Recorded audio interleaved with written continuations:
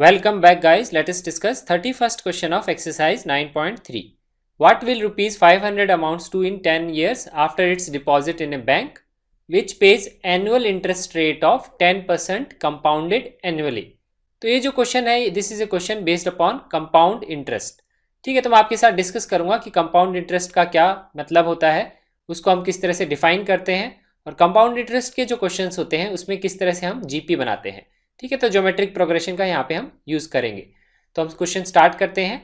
तो यहाँ pay rupees 500 amount हमको गिवन है. तो प्रिंसिपल अमाउंट है हमारा 500. प्रिंसिपल अमाउंट वो होती है जो अमाउंट हम वहाँ पे डिपॉजिट करते हैं, that is our first amount. ठीक है, और 10 ईयर्स है हमारा टाइम पीरियड. तो 10 ईयर्स में हमको इवेल्युएट करना है कि 10 ईयर्स के बाद में अगर मैं डिपॉजिट बैंक से निकालता हूँ तो मुझे कितना अमाउंट वहाँ पे मिलेगा. अब क्वेश्चन में लिखा हुआ है एनुअल इंटरेस्ट रेट ऑफ 10%. तो इंटरेस्ट रेट मुझे गिवन है 10%.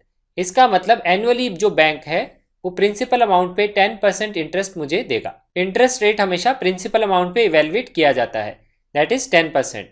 अगर ये सिंपल इंटरेस्ट का क्वेश्चन होता है तो हम वहाँ पे इंटरेस्ट डायरेक्टली लिख सकते हैं PRT/100. लेकिन ये कंपाउंड इंटरेस्ट का क्वेश्चन है. क्वेश्चन में गिवन है कि जो अमाउंट है दैट इज कंपाउंडेड एनुअली. तो इसको एक्सप्लेन मैं यहाँ पे अब करता हूँ. तो इसके लिए मैं क्या करता हूँ, एक टेबल बना लेता हूँ, उसमें मैं लिख लेता हूँ 4 कॉलम्स बनाता हूँ. End of year, principal amount, interest and total amount जो हम वहां पे विड्रॉ करेंगे. ठीक है, तो फर्स्ट ईयर की अगर हम बात करते हैं तो प्रिंसिपल अमाउंट क्या है, जो अमाउंट हमने बैंक में डिपॉजिट करी, that is 500 rupees. So that is the principal amount. Interest हम क्या लेंगे, इंटरेस्ट तो हमेशा सेम ही रहता है. इंटरेस्ट कितना है 10%. तो यहाँ पे ये वैल्यू है 10%. और हमेशा ध्यान रखिए इंटरेस्ट की वैल्यू जो होगी वो हम निकालते हैं 10% ऑफ प्रिंसिपल अमाउंट. हमेशा प्रिंसिपल पे ही इंटरेस्ट इवेल्युएट किया जाता है. 10% को हम लिख सकते हैं 10/100. उससे अगर हम इवेल्युएट करेंगे तो वो 0.1 आएगा. उसको अगर हम 500 से मल्टीप्लाई करेंगे तो हमें इंटरेस्ट मिल जाएगा. कितना इंटरेस्ट हमें at the end of first year मिलेगा. और जो अमाउंट होती है वो होता है sum of principal amount and the interest. अगर हम इन दोनों को ऐड करेंगे तो हमको पता लगेगा कि eight the end of the first year हम कितना अमाउंट बैंक से हमें मिलेगा. ठीक है, तो इनको अगर हम ऐड करेंगे तो हमको पता है 500 कॉमन आ जाएगा और यहाँ पे आएगा ये 1 आएगा, ये 0.1, तो ये आएगा 1.1 टाइम्स ऑफ 500. इसका मतलब क्या है, फर्स्ट ईयर के एंड में अगर आप सपोज अमाउंट 500 को 1 साल के लिए ही डिपॉजिट करते हैं तो ये हमारा प्रिंसिपल अमाउंट है. Eight the end of year आपको 1.1 मल्टीप्लाइड बाय 500 इतना अमाउंट आपको बैंक से विड्रॉ करने के लिए मिलेगा, दैट इज 550 रुपीज. ठीक है, अब देखिए कंपाउंड इंटरेस्ट में और सिंपल इंटरेस्ट में क्या डिफरेंस है. सिंपल इंटरेस्ट में तो क्या होता है, यही अमाउंट फर्स्ट ईयर के एंड में और कंपाउंड इंटरेस्ट में भी सेम ही आएगी. लेकिन जब नेक्स्ट ईयर की अगर हम बात करते हैं, अगर मैं सेकेंड ईयर के एंड में इवेल्युएट करता हूं तो उस केस में प्रिंसिपल अमाउंट अब ये नहीं रहेगी. प्रिंसिपल अमाउंट चेंज हो जाती है. प्रिंसिपल अमाउंट क्या होती है, जो फर्स्ट ईयर के एंड में जो अमाउंट है इंक्लूडिंग इंटरेस्ट उस पे हम वो हमारा अब प्रिंसिपल अमाउंट है फॉर द सेकेंड ईयर.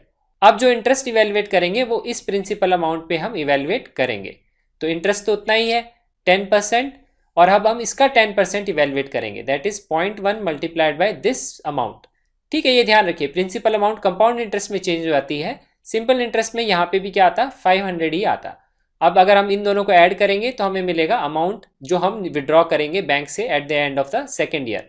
तो यहाँ पे अगर आप नोटिस करेंगे 500 मल्टीप्लाइड बाय 1.1 कॉमन आ जाएगा, तो ये यहाँ से भी 1 आएगा और यहाँ से 1.1 आएगा. ऐड करेंगे तो आएगा 1.1 मल्टीप्लाइड बाय 500 मल्टीप्लाइड बाय 1.1.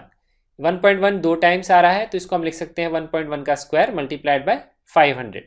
अब जब हम थर्ड ईयर को इवेल्युएट करेंगे, थर्ड ईयर में क्या होगा, जो सेकेंड ईयर के एंड में जो अमाउंट आया हमारे पास वो अब क्या हो जाएगा, यहाँ पे थर्ड ईयर के लिए वो क्या हो जाएगा, that is the principal amount for the third year. इसी तरह से कंपाउंड इंटरेस्ट को इवेल्युएट करते हैं. At the end of the जो ईयर होता है वो सेकेंड ईयर के लिए हो जाता है. सेकेंड ईयर के एंड में जो अमाउंट होगा वो थर्ड ईयर के लिए प्रिंसिपल अमाउंट हो जाएगा. अब इस पे हम इंटरेस्ट इवेल्युएट करेंगे 10%, तो इस अमाउंट पे हम 10% निकालेंगे. तो इस अमाउंट का 10% क्या होगा, 0.1 मल्टीप्लाइड बाय दिस अमाउंट. ठीक है, उसके बाद में फिर हम इन दोनों को ऐड कर लेंगे तो हमें मिल जाएगा टोटल अमाउंट जो हम विड्रॉ कर सकते हैं at the end of third year. Add करेंगे सिमिलर तरीके से, इसको कॉमन ले लेंगे तो आएगा 1.1 मल्टीप्लाई आएगा, तो वो 1.1 का क्यूब आ जाएगा. तो अगर आप यहाँ नोटिस करेंगे एक पैटर्न बन रहा है. सेकेंड ईयर के एंड में क्या आ रहा है, 1.1 का square multiplied by 500. Third year के एंड में आ रहा है 1.1 का cube multiplied by 500. First year के एंड में क्या है, 1.1 raise to power 1 multiplied by 500.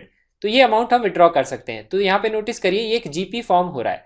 तो eight the end of 10 years तो 10 ईयर के एंड पे मैं क्या लिख सकता हूं, जो अमाउंट हम विड्रॉ करेंगे वो कितना होगा 1.1 raise to power 10 multiplied by 500। इतना अमाउंट हम विड्रॉ कर सकते हैं क्योंकि ये जीपी की टर्म्स में ही ये सीरीज फॉलो हो रही है।